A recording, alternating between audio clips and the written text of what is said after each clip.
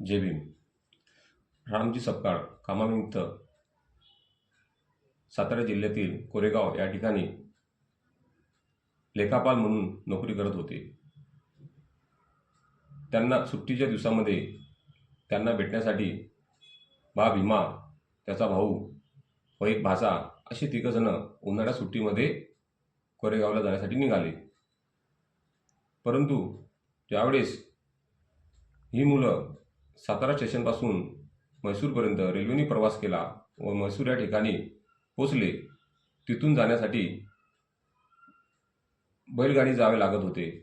परंतु या तिघा भावंडांना वाटलं की आपल्या वडिलांनी आपल्याला घेण्यासाठी कोणाला तरी पाठवलं असेल, परंतु असे काही झाले नाही. कारण की बा भीमा यांचे पत्र रामजी सपकाळ यांना मिळालेच नाही. त्याच्यामुळे ते त्यांना कळलं नाही की मुलं म्हैसूर या स्टेशनला आलेली आहे. तिघं मुलं स्टेशनवरून बसून राहिलेली आहेत. भरपूर वेळ झाला, म्हणून तेथील स्टेशन मास्टरने त्यांना विचारलं की तुम्ही बऱ्याच वेळपासून इथं बसलेले आहे. त्यावेळेस मुलांनी सांगितलं की आमचे वडील आम्हाला घेण्याला येणार होते, परंतु ते आले नाहीत. आम्हाला कोरेगाव या ठिकाणी जाण्यासाठी एका बैलगाडीची सोय करून देण्यात यावी. त्यावेळेस त्या स्टेशन मास्टरने थोडंसं सौजन्य दाखवलं व बाहेर उभे असलेल्या बैलगाडीवाल्याला सांगितलं की या मुलांना तुम्ही कोरेगाव ठिकाणी सोडून द्या.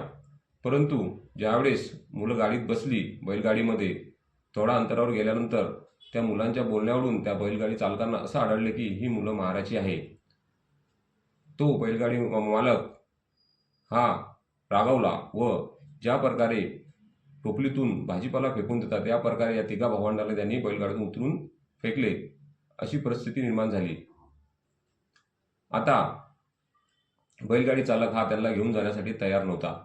परंतु बा भीमा यांनी आम्ही तुम्हाला डबल भाडे देऊ म्हणून सांगितले असता त्याचा राग अनावर झाला. यांनी विनोबा केला. त्यावेळेस तो कुठेतरी राजी झाला, परंतु त्यांनी अट ठेवली की ही बैलगाडी तुम्हाला चालवावी लागेल व मी तुमच्या पाठून चालत येणार. तिघा भावंडापैकी कोणाला बैलगाडी चालवता येत नव्हती, तरीही त्यांनी धीर दाखवला व बैलगाडी चालवायला घेतली. थोडा वेळ दूर गेल्यानंतर तिन्ही भावंडाला खूप ताण लागली होती.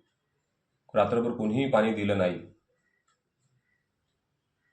पाणी विना त्यांचा घसा पूर्ण कोरडा झालेला होता. त्याच्यामुळे ते असणारी शिदूरही खाऊ शकत नव्हते. सकाळी पहाट झाली आणि कोरेगावला पोचल्यानंतर रामजी सपकाळांना मुलं भेटल्यानंतर सगळ्यात अगोदर त्यांनी पाणी पिलं व झालेला पूर्ण प्रसंग त्यांना सांगितला. ही आठवण डॉ. आंबेडकरांनी वेटिंग फॉर विजा या पुस्तकामध्ये लिहिलेली आहे. जय भीम, नमो बुद्धाय.